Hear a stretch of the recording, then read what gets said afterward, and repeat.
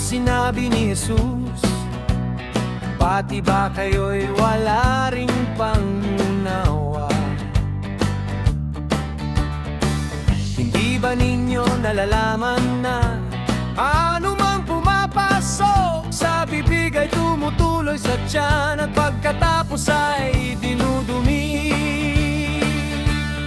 Ngunit ang lumalabas sa bibig ay nanggagaling sa puso. Iyan ang nagpaparumi sa tao.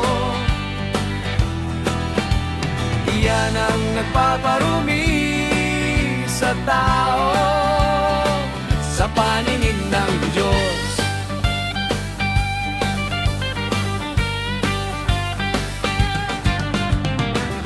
Sapagkat sa puso nang gagaling ang masasamang kaisipan, pagpatay, pangangalo niya, pakikiapid, pagnanakaw, pagiging saksi para sa kasinungalingan at paninirang puri. Ngunit ang lumalabas sa bibig ay nanggagaling sa puso.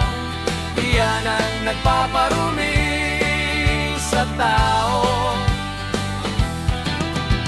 Iyan ang nagpaparumi sa tao sa paningin ng Diyos.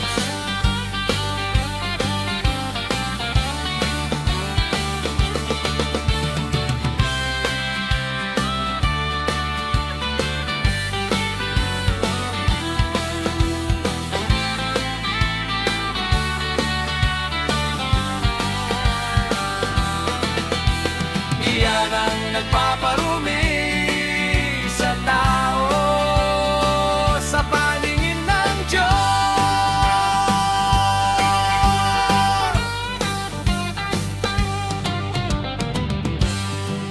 Hindi nagiging marumi ang isang tao kahit na hindi siya maghugas ng kamay bago kumain.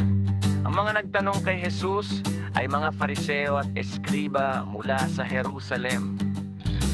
Tanong nila, bakit hindi naghuhugas ng kamay bago kumain ang kanyang mga alagad?